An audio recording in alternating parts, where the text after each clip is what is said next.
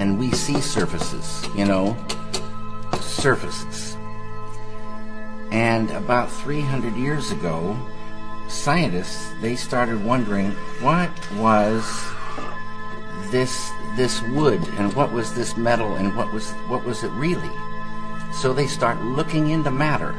So this side is matter, and this side is mind. Mind and matter. And the scientists, well, they discovered molecules. Deeper they went, and they discovered these atoms. And like I say, they thought that was the smallest particle for a long time. All these things we learn about in school. They went deeper, and they find inside the atoms these little electrons and neutrons and protons.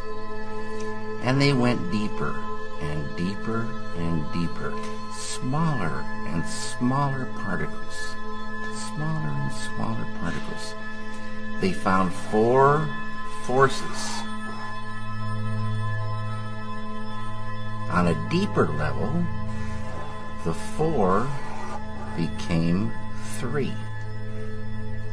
And on a deeper level, the 3 became 2. And then, about 30 years ago, modern science, quantum physics, discovered the unified field. The unity of all the particles and all the forces of matter, of creation. Not only did they discover the unified field, but they found that everything that is a thing emerges from this field of no thing. Unmanifest it is. Unmanifest. It is no hyphen thing, but all things come from it. Anything that is a thing has emerged from this field of unity. It's oneness. The scientists know this exists, but if they wanted to get there, you can't get there. It's unmanifest. You can't walk into this field. But any one of those scientists could practice a technique, transcendental meditation, which, remember, true happiness is not out there. You're given a mantra, a very specific sound, vibration, thought. Very specific. It needs to be life-supporting at all deeper levels. And that mantra that you're given, that Maharishi gives, the key that opens the door. The mantra turns the mind within, turns the awareness within, and you naturally dive. Why is it natural?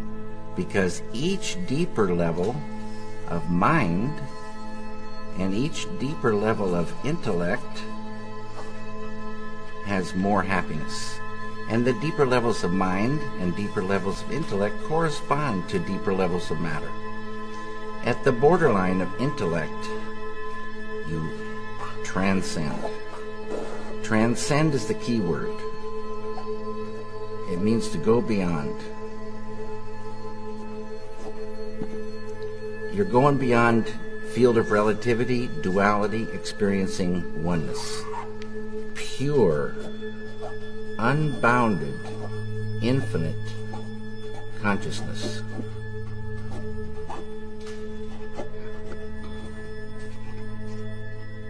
This consciousness has qualities: infinite creativity, intelligence, energy, love, power, and bliss. Dynamic peace. Always been there, never had a beginning, it is, and it will be forever. Unbounded, infinite, eternal, immutable, immortal consciousness, fullness. Any human being can experience this easily and effortlessly with transcendental meditation. Transcendental meditation is just a vehicle to get you here. When you experience this level, you enliven it, and it grows in the individual. So if you started with a ball of consciousness this big, everyone has consciousness. Consciousness is the way to understand consciousness. If you took it away, you'd see what it really is. If there wasn't any consciousness, we wouldn't exist. And if we did exist, we wouldn't know it. It's the I amness of life. It is life itself. Tied to consciousness is all this. Creativity, intelligence, energy, love, power, bliss, dynamic peace, all positive. Light of unity, all positive. You experience this level and you enliven it, and this ball of consciousness that you thought was just going to stay the same for the rest of your life starts expanding, and these qualities expand. So day by day you're growing creativity, intelligence, love, energy. And this ball of consciousness is now expanding, and you're owning unconscious or subconscious more and more and more. Side effect of the growth of this consciousness is negativity starts to recede. Tension. I'll write all these things. Stress. Anxiety. Sorrow, depression, anger, hate, fear, all starts to go. Can't live in the light of this. It's easy to do. It's not concentration, it's not contemplation. Concentration, contemplation keep you right on the surface. You're not transcending. It's this field that does everything for the human being. This field. And you experience this field when you really get there and transcend. This is transcendental consciousness. It's, there's so many names for this field. The Tao, Kingdom of Heaven, all these names for this one field, the absolute, totality. In Vedic language, this field is called Atma. A-T-M-A means the self with a capital S. Know thyself. Get there. Know it by being it. Unfold it. And what you're doing is unfolding your full potential as a human being.